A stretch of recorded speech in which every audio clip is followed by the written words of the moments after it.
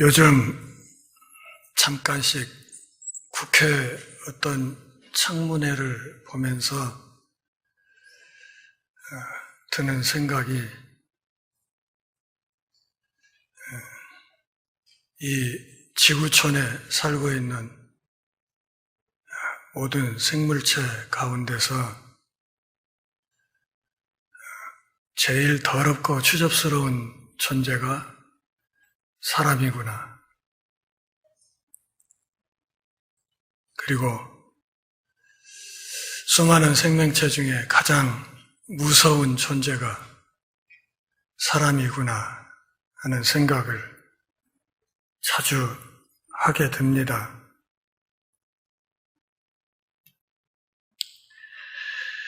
오늘 본문도 오늘 우리가 사는 시대에 일어나는 일들과 별반 차이가 없는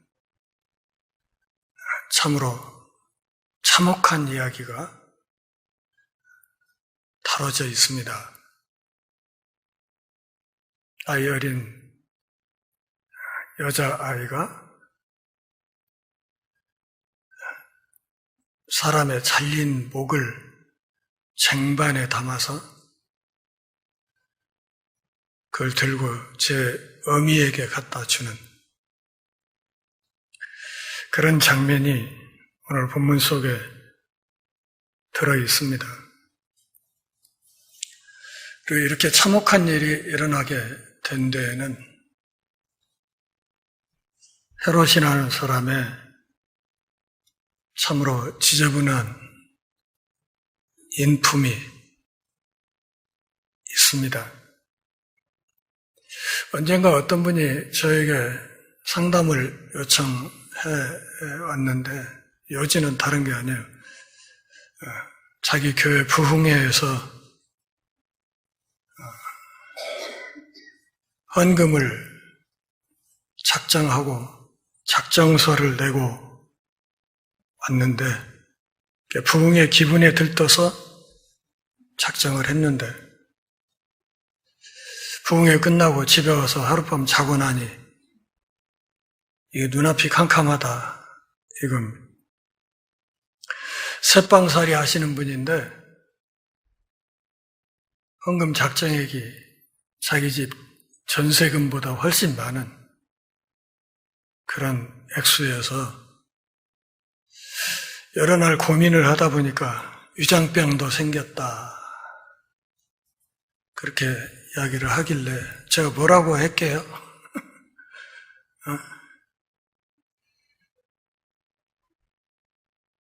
하나님이 그런 부담 때문에 당신 속병 생기는 걸 원하겠냐? 그렇게 대답하고 말았습니다.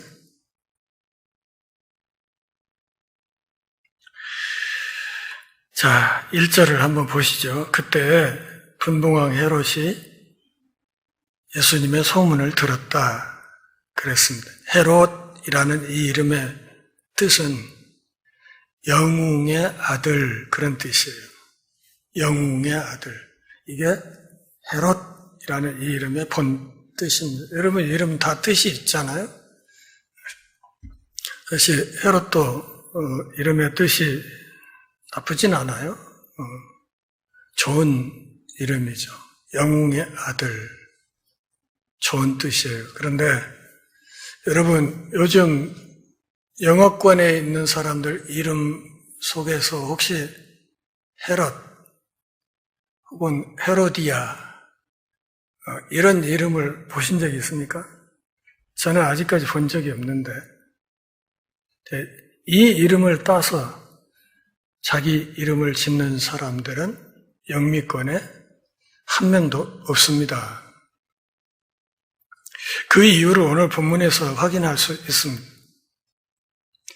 여기 본문에 등장하는 헤롯은 헤롯 대왕이 4번째 결혼해서 얻은 아들인 헤롯 안티파스입니다. 보통 성경에서는 음역해서 안디바 이렇게 말하죠. 헤롯 안디바. 제가 신학대학원에 딱 들어갔는데 1학년 1학기 때 신약 시간에 중간에 과제가 하나 나왔는데 그것이 헤롯 가문의 가계도를 만들어내라는 거였습니다. 제가 지금까지 만들어서 교수에게 제출했던 리포트 중에 제일 힘들게 작업했던 것이 헤롯의 가계도였습니다. 무슨 말인가? 그만큼 이 집구석이 복잡하다 그 말이죠. 이리 얽히고 저리 설켜서 이 족보를 제대로 만들어낼 수가 없습니다. 얼마나 복잡한지. 이거 뭐 동네 개도 아니고 그냥 한마디로 개판이에요.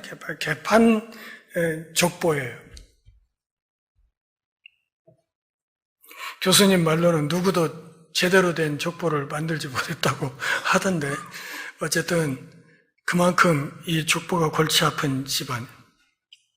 그의 어머니인 말티스는 사마리아 사람이었습니다. 그는 로마에서 교육을 받았고 헤롯 대왕이 죽었을 때 형 아켈라오와 왕국을 놓고 경쟁했지만 결국 헤롯 대왕의 왕국은 4부분으로 나뉘었고 헤롯 안티파스는 4번째 부분의 통치자라는 뜻으로 테트라르크라는 칭호를 받았습니다. 모노, 디, 테리, 트리, 테트라 라틴어에서 숫자 4을 가리키는 말이죠. 그러니까 오늘 본문에 있는 분봉왕이라는 말의 정확한 뜻은 사분봉왕이란 뜻이에요. 한 나라를 4수로 나눈 그 중에 하나를 다스리는 자, 그런 뜻이어서 요즘 우리식 개념으로는 도지사 정도 생각하면 되겠습니다.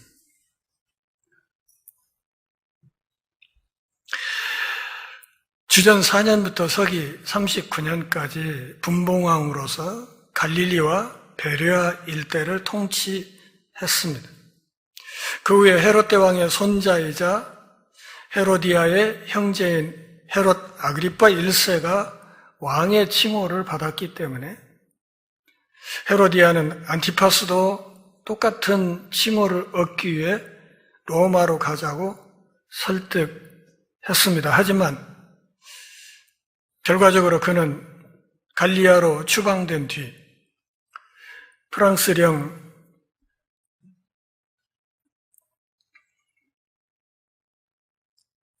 리옹인가? 거기로 귀향을 가서 다시는 팔레스타인으로 돌아오지 못하고 거기서 죽었습니다.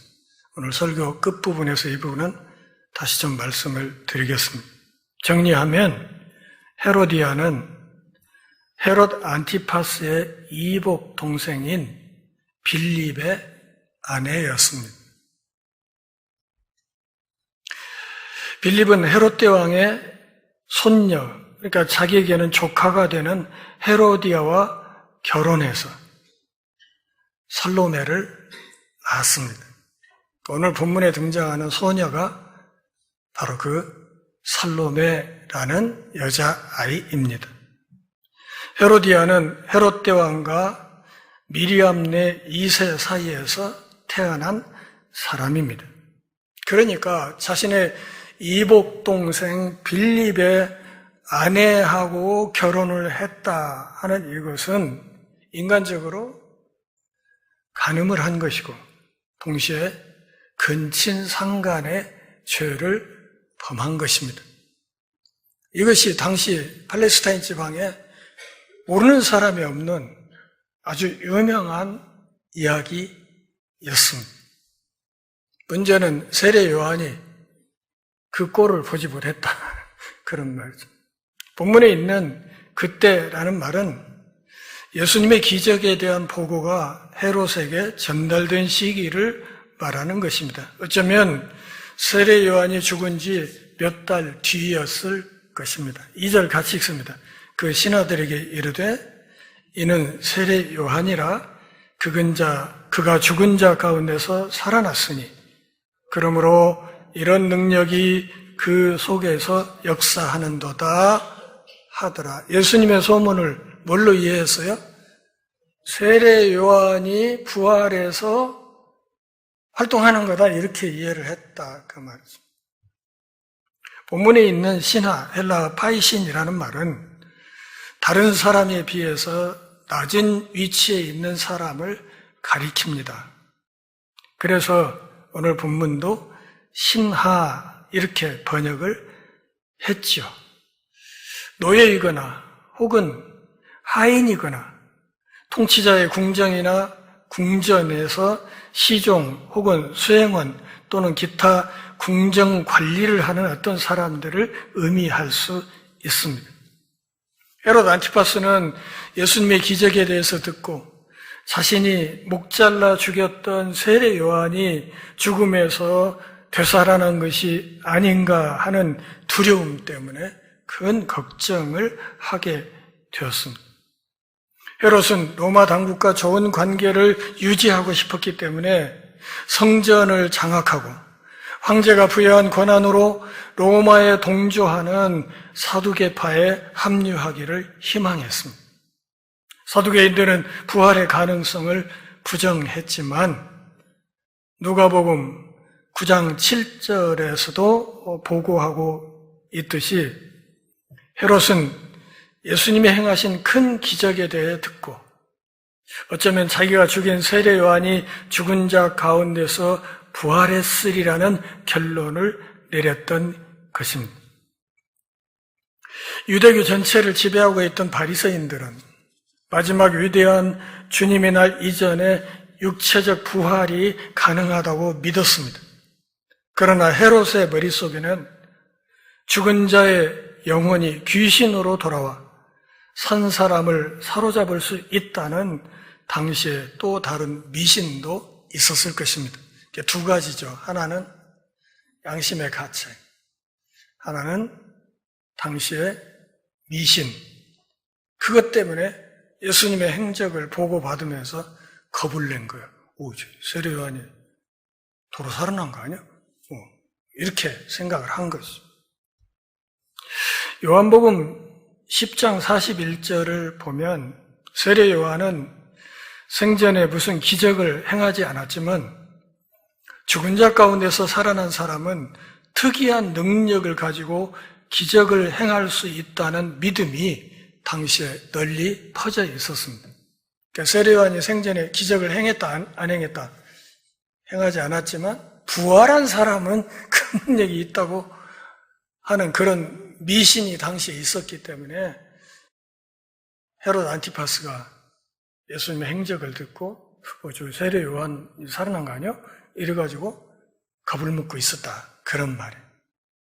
3절 같이 읽습니다. 전에 헤롯이 그 동생 빌립의 아내 헤로디아의 일로 요한을 잡아 결박하여 옥에 가둔 적이 있다. 누가복음 3장 1절을 보면 당시의 역사적인 상황을 자세하게 설명하고 있습니다. 헤롯 안티파스는 처음에 아라비아의 나바테아 왕 아레타스 4세의 딸인 아내와 결혼했었는데 이 여자와 이혼하고 이복형인 헤롯 빌립의 아내였던 헤로디아와 재혼했습니다. 그러니까 여기까지만 들어도 이 집구석이 개판이구나 이런 걸 금방 느낄 수 있습니다. 빌립과 헤로디아는 로마에 거주하고 있었지만 헤롯 안티파스의 방문으로 함께 살게 되었습니다. 헤롯은 헤로디아에게 죄책감을 가지고 있으면서도 계속 연락을 취했고 마침내 이 여자에게 빠져든 나머지 자신의 합법적인 아내였던 사람을 페트라에 있는 그의 아버지에게로 돌려보냈습니다. 헤로디아는 헤롯 대왕의 아들인 아리스토블루스의 조카딸로 힐카누스 2세의 손녀인 미리암네와의 첫 번째 결혼으로 낳은 딸이었습니다. 유대 율법은 헤롯 빌립과 헤롯 안티파스가 같은 여인인 헤로디아와 결혼하는 것을 금지하고 있었습니다. 레위기 18장 16절과 20장 21절을 잘 보십시오.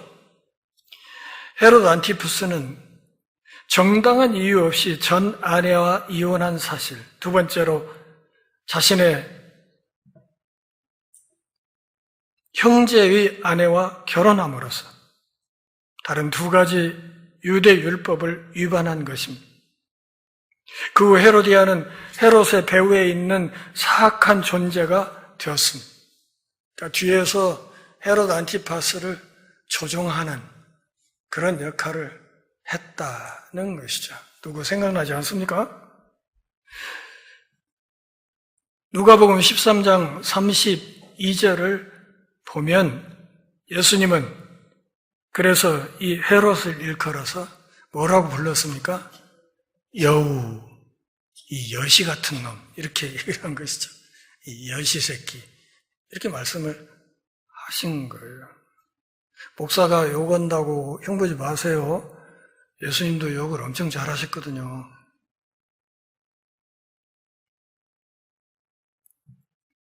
사절 같이 읽어요. 이는 요한이 헤롯에게 말하되 당신이 그 여자를 차지한 것이 옳지 않다. 본문에 말하되라는 말을 헬라어 시제를 잘 들여다보면 이게 한두 번 말한 게 아니라는 것이 드러납니다. 계속 말했다는 거예요. 계속. 그냥 공개적으로 사람들이 있는 데서 그냥 닥치는 대로 이 이야기를 계속했다는 거예요. 헤롯 안티바가 헤로디아를 취한 것, 그와 결혼하는 것, 이것은 옳지 않다. 이렇게 얘기를 한 거예요. 세례 요한이 이 이야기를 그렇게 말하면 자신에게 어떤 일이 일어날 거라고 예측 못했을까요? 예측했을 겁니다. 이 이야기를 함으로써 자기가 죽을 수 있다는 것도 알았을 겁니다. 그래도 그는 그 이야기를 했습니다. 당시에 통치자를 향해서 당신 그렇게 한 것이 옳지 않다. 한 번만 그렇게 말한 것이 아니라 계속 이야기를 했습니다. 그러면 안 된다.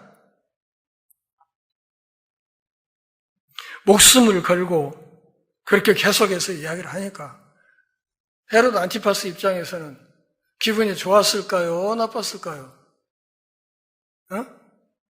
그리고 뒤에서 이 헤롯 안티파스를 조종하고 있는 헤로디아는 또 그 이야기를 들으면 기분이 좋았을까요? 나빴을까요? 어쩌면 그냥 좀 적나라하게 표현하면 그냥 찢어 죽이고 싶었을 거예요. 이 새끼 그냥 저걸 그냥 아유 저거 야 부글부글 끓었을 거랍니다. 5절 같이 읽습니다. 헤롯이 요한을 죽이려 하되 무리가 그를 선지자로 여김으로 그들을 두려워하였다. 다시 말하면 대통령 지지율이 떨어질까 봐 죽여 없애고 싶은데 차마 그 짓을 대놓고 하지 못하는 이런 상황이었다. 이런 걸 일컬어서 우리가 흔히 쓰는 말로 똥 싼 바지라고 해요. 똥 싼 바지. 죽여 없애고 싶은데 그거 맘대로 하지도 못하는 그렇게 하면 지지율 떨어질까 봐 그렇게 차마 하지 못하는 그런 상황이었다는 말입니다. 틀림없이 헤로디아는 뒤에서 남편에게 제발 요한을 빨리 죽여 없애라고 부추겼을 것입니다. 그런데 마태복음 21장 26절 말씀을 보면 당시 사람들이 세례 요한을 누구로 여겼다? 선지자로 여기고 있었다. 그렇기 때문에 여론의 지지를 얻고 있는 사람이어서 맘대로 죽이지도 못하는 그런 상황이었다 하는 것을 이야기하는 것입니다. 마가복음을 보면 헤롯이 유대 민족의 무리뿐만 아니라 요한이 매우 정의롭고 정직하고 선하고 의롭고 거룩한 사람이라는 것을 인식하면서도 그러면서도 그를 두려워했다는 사실을 드러내고 있습니다. 마가복음 6장 20절 말씀을 한번 같이 읽어볼까요? 헤롯이 요한을 의롭고 거룩한 사람으로 알고 두려워하여 보호하며 또 그의 말을 들을 때 크게 번민을 하면서도 달갑게 들음이로라. 그러니까 싫지만 존중은 하는 그런 사람 있잖아요. 진짜 나 듣기 싫은 소리 하니까 싫은데 어쩔 수 없이 존중은 해야 되는 그런 사람들이 있지 않습니까? 그런 사람이었어요. 그러니까 세례 요한은 헤롯 안티파스에게 계륵 같은 그런 존재였어요. 미운데 어떻게 하지 못하는 그런 사람. 그리고 마음속으로는 훌륭한 사람이라고 어느 정도는 존경하는 마음도 있었던 그런 사람이 세례 요한이었다. 그런 말입니다. 6절 같이 읽어요. 마침 헤롯의 생일이 되어 헤로디아의 딸이 연석 가운데서 춤을 추어 헤롯을 기쁘게 하였다. 성경에 이 이야기와 관련해서 이 딸의 이름이 한 군데도 안 나와요. 그런데 유대 역사가인 요세푸스가 그의 책에서 이 여자아이의 이름이 살로메였다 이렇게 적고 있어요. 그래서 우리가 살로메라고 알고 있습니다. 아까 헤롯과 헤로디아의 이름은 영어권 이름에 없다 그랬죠? 근데 살로메라는 이름은 있어요. 왜 그랬을까요? 중세에 작가들이 작품을 쓰면서 살로메를 괜찮은 여자로 각색해서 발표했던 작품들이 여러 개 있어요. 그 결과로 오늘날 살로메라는 이름을 따서 쓰는 사람들이 덜어 있는 거예요. 생일을 축하하는 것은 대체로 이방인들의 관습이었습니다. 유대인들은 그런 축제를 대체로 비난했습니다. 그리고 이 축하연에서 일반적으로 춤을 추는 것은 여성이 아니라 이스라엘 남성들이었고 여성들은 특별한 경우에만 춤을 추었습니다. 춤을 춘다 하더라도 원형으로 우리나라 강강술래 하듯이 혹은 행렬을 따라가면서 추는 그런 정도의 춤만 추었고 이런 잔치에서 와서 춤을 추는 여러 사람들은 대개가 창녀들이었습니다. 그러니까 창녀들을 돈 주고 사다가 잔치에서 춤을 추도록 했습니다. 잔치에 와서 불려와서 춤을 추는 여자들은 대개 창녀들이었고 그래서 이 사람들이 추는 춤은 아주 음란하고 그리고 관능적인 그런 춤이었습니다. 그런데 이 살로메가 헤롯과 그리고 거기 모인 여러 하객들 앞에서 그렇게 관능적이고 음란한 어쩌면 박자가 템포가 아주 빠른 그런 춤을 추었을 것이다. 그렇게 해서 사람들을 즐겁게 했을 것이다. 이렇게 생각할 수 있겠습니다.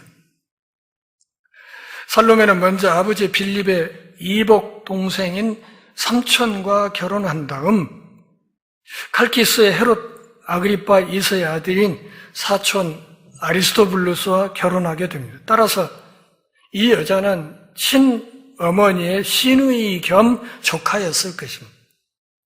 그녀는 헤롯 가문의 아주 복잡한 가족 관계를 보여주는 한 사례일 뿐입니다. 그러니까 제가 아까 말씀드렸죠. 이 집안의 가계도 그리기가 정말 어렵다고. 복잡해요. 이리 얽히고 저리 막 위아래 때가 막 섞이고 이래가지고 이 그려내기가 정말 어렵습니다. 7절 같이 읽어보시죠. 헤롯이 맹세로 그에게 무엇이든지 달라는 대로 주겠다고 약속하였다. 그런데 성경을 보면 원문에 이 약속이 복수 형태로 되어 있어요. 이 복수 형태로 된 약속이라는 말은 이 이야기를 반복했다는 뜻입니다. 한 번 지나가는 뭘 약속하고 끝난 게 아니라 틀림없이 지키겠노라고 그런 약속을 했다, 그런 뜻이에요. 헤롯은 소녀의 욕망을 충족시키기보다는 자신의 권력을 찾아온 손님들에게 과시하는데 더 신경을 썼을 것입니다. 레위기 5장 4절 말씀을 보면 헤롯과 같은 맹세는 유대 율법에 따라서 금지되어 있었습니다. 마가복음 6장 22절, 23절 말씀을 보면 헤롯은 맹세했을 뿐만 아니라 내 왕국의 절반이라도 주겠다, 이렇게 호언장담을 함으로써 이 딸아이에게 한 맹세를 더 강조했다는 사실을 알 수 있습니다. 8절 같이 읽어요. 그가 제 어머니의 시킴을 듣고 이르되 세례 요한의 머리를 소반에 얹어 여기서 내게 주십시오.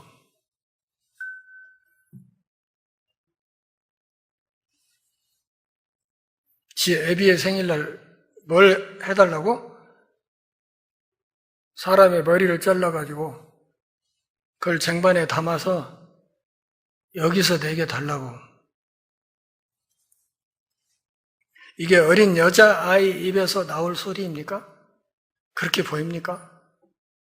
여기 본문에서 8절에서 그 어미의 시킴을 들었다, 그렇게 말하죠. 그 의미가 이미 사전에 준비를 다 한 거예요.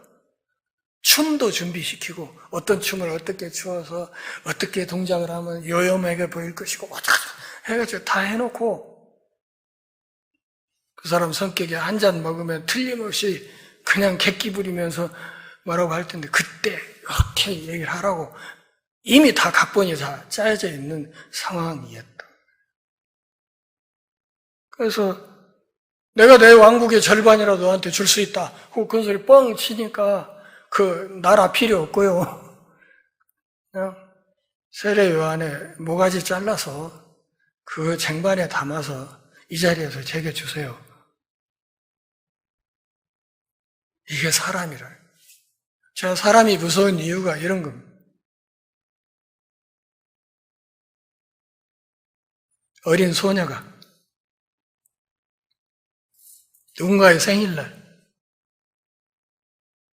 사람들이 의로운 선지자로 추앙하던 그 세례 요한을 목을 잘라서 그 쟁반에 담아서 이 자리에서 내게 주세요, 이렇게 말을 하는 거예요. 마가복음 6장 24, 25절 한번 보십시오. 그가 나가서 그 어머니에게 말하되 내가 무엇을 구하리이까? 그 어머니가 이르되 세례 요한의 머리를 구하라 하니 그가 곧 왕에게 급히 들어가 구하여 이르되 세례 요한의 머리를 소반에 얹어 곧 내게 주시기를 원합니다. 여러분 한번 생각해 보세요. 닭대가리 하나를 쟁반에 놓아둬도 어때요, 여러분? 소름 끼치잖아요. 안 그렇습니까? 그런데 사람이 사람의 목을 잘라서 그 피가 뚝뚝 떨어지는 그 머리를 쟁반에 담아서 이 자리에서 내게 주세요. 어린 소녀가 그렇게 말하는 거.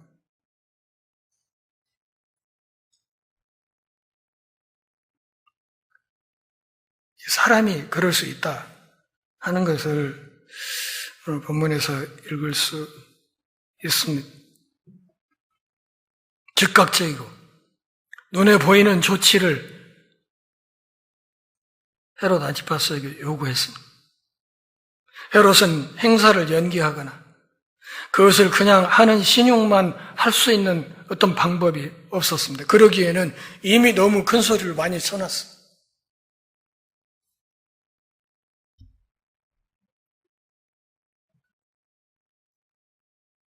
그는 살로메와의 약속을 이행해야만 했습니다. 그렇지 않으면 자신에게 불명예가 된다고 생각했기 때문입니다. 9절 같이 읽습니다.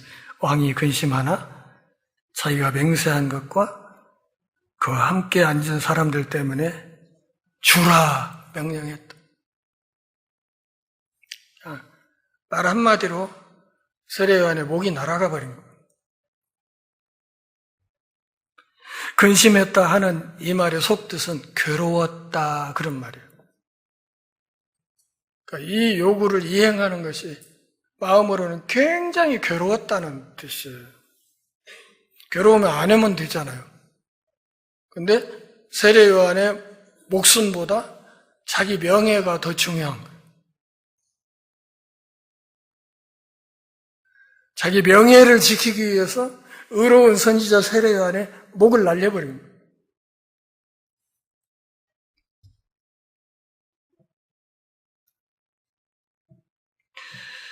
아까 인용했던 마가복음 6장 20절 다음 21절에 보면 거기 참석했던 사람들 명단이 등장합니다. 제가 화면을 만들진 않아서 대신들, 천부장들, 갈릴리의 귀인들이 그 자리에 참석하고 있었다. 그러니까 당시 사회에 요즘 우리가 흔히 쓰는 말로 셀럽들, 유명 인사들이 다 모여있는 잔치에서 큰 소리를 뻥 쳐놨기 때문에 그걸 안 지킬 수가 없는 상황이 됐다는 것이죠. 그걸 지키지 않으면 그냥 그 수많은 유명 인사들이 모인 자리에서 그냥 개망신 당하니까 그게 싫어서 괴로웠지만 한마디로 줘라. 이 말 한마디로 세례 요한의 목이 날아갑니다.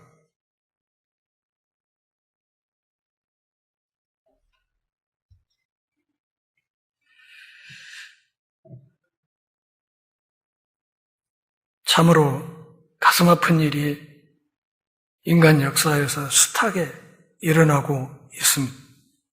소인배들은 작은 맹세를 덮기 위해서 더 큰 죄를 짓는 것입니다.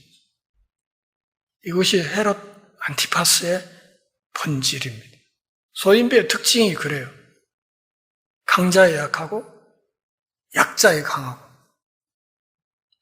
자기보다 좀 강해 보이면 알아서 기어버리고 좀 만만해 보이면 사정없이 반말하면서 짓밟아버리는 그게 소인배들의 결정적인 특징이죠. 주라 이렇게 말하고 10절 사람을 보내어 옥에서 요한의 목을 베어. 뭐 재판이고 뭐고 필요 없어요. 그냥 헤롯이 줘라 한마디 하면 그냥 목이 날아가는 거예요. 박정희 시절에 인혁당 사건 여러분 아시죠? 우리나라 역사상 최악의 사법살인, 사형을 언도해놓고 다음날 새벽에 사형을 집행해버렸어요.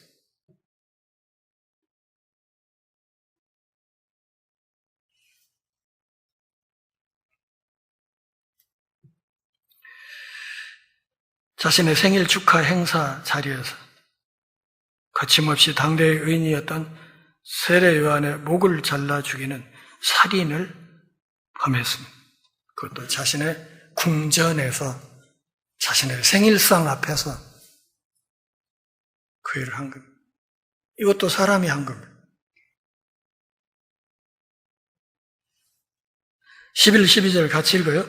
그 머리를 소반에 얹어서 그 소녀에게 주니 그가 자기 어머니에게로 가져가니라. 요한의 제자들이 와서 시체를 가져다가 장사하고 가서 예수께 아뢰니라. 시체를 가져다가 했지만 이 시체는 어떤 시체예요? 목이 없는 시체예요. 목이 없고 몸뚱이만 있는 시체를 가져다 장사했대.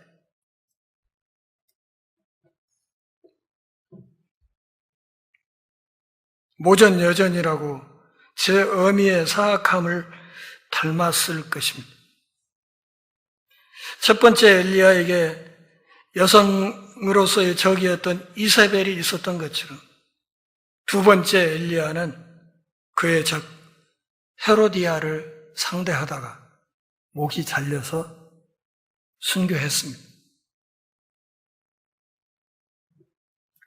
세례 요한의 제자들이 어떻게 그의 시체를 입수했는지는 알려지지 않았습니다. 그러나 어쨌든 복음서 기자는 제자들이 와서 목이 없는 그의 시체를 수습해서 장사했다. 그리고 이 사실을 예수님에게 알렸다. 그렇게 말했습니다. 요한을 장례한 뒤에 제자들은 어쩌면 모두 다 예수님의 제자들이 되었을 것입니다. 왜냐하면 요한복음 1장 29절에서 세례 요한이 예수님이 자기에게 나오시는 모습을 보면서 뭐라고 말했습니까? 보라, 세상 죄를 지고 가는 하나님의 어린 양이로다. 보라, 저분이 메시아다. 저분이 우리가 고대하던 구세주다. 이렇게 이야기를 했기 때문에 아마 그 제자들은 스승인 요한의 사후에 예수님에게 가서 그분의 제자가 되었을 것이라 이렇게 보는 것입니다. 이제 후일담, 문학 작품으로 말하면 에필로그라고 하죠. 후일담을 좀 말씀드리죠. 헤롯 안티파스 어떻게 됐을까? 전처가 나바테아 왕의 공주였다. 그렇게 말씀드렸죠. 그래서 이혼하고 돌려보낸 그 상황에서 전처의 아버지였던 나바티아의 아레다 왕과 전투에서 패했습니다. 그리고 그 전투에서 로마군의 도움으로 간신히 목숨은 건졌습니다. 살로메와 결혼한 빌립 2세의 뒤를 이어서 헤롯 아그리빠가 왕이 되자 헤로디아는 질투심에 불타서 남편을 로마로 급파합니다. 가서 당신이 왕위를 얻어오라. 이 사실을 먼저 알았던 아그리빠가 그의 사자를 앞질러서 로마로 보내서 헤롯 안티파스가 반란을 꾀한다고 보고했습니다. 그래서 그가 로마에 도착했지만 왕위를 얻지 못하고 그의 영토와 재산을 다 뺏기고 프랑스의 리옹으로 귀양 갔다가 거기서 비참하게 죽었습니다.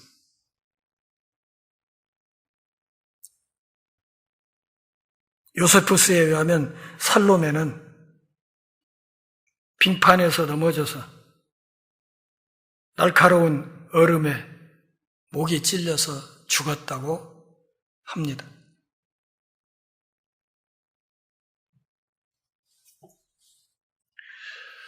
오늘 우리가 깊이 생각해야 될 것은 세례 요한, 당신이 그 일을 행한 것이 옳지 않다. 목숨 걸고 얘기했다고 했어요. 목숨 걸고 항의했다고 얘기했습니다. 18, 19세기에 기독교회 안에 노예제를 폐지해야 된다고 외쳤던 설교자들이 있습니다. 가장 대표적인 사람이 엘리야 P. 러브조이라는 목사입니다. 목숨을 걸었던 세례 요한의 후예였습니다. 20세기, 21세기에는 인권을 위해 설교하는 설교자들이 많이 있습니다. 그들 역시 목숨을 걸고 사역하고 있습니다. 모든 사람들이 다 세례 요한의 후예라고 이야기를 할 수 있습니다. 오늘날 많은 사람들이 사교 모임에 다니듯이 또는 좋은 사람으로 신분을 세탁하기 위해서 무늬만 그리스도인으로 교회를 출입하는 사람들이 많습니다. 세례 요한도 순교했고 예수님도 순교했습니다. 너무나 다르죠. 길이 다른 겁니다. 그 결과 교회가 전투력을 잃었고 세상이 겁내지 않고 오히려 교회를 일컬어 개독교라 조롱하는 시대가 되었습니다. 사랑하는 동역자 여러분, 하나님의 말씀이 가리키는 거룩한 뜻에 비추어서 옳지 않은 일에는 아니라, 옳은 일에는 그렇다, 예, 아니오를 분명히 하는 신실한 믿음의 사람들이 다 될 수 있기를 바랍니다. 기도하겠습니다. 하나님 아버지, 오늘 인류 역사에 참으로 추하고 참혹한 이야기를 우리가 들었습니다. 하나님 아버지, 2000년 세월이 흐른 지금도 비슷한 일들이 곳곳에서 일어나고 있고, 하나님의 형상인 사람이 또 다른 하나님의 형상인 사람을 무참히 죽이는 일이 숱하게 벌어지고 있습니다. 하나님, 저희를 불쌍히 여주시고 이 땅에 주님의 평화를 내려 주옵소서. 우리 모두가 평화의 일꾼이 되게 하여 주옵소서. 예수님의 이름으로 기도합니다. 아멘.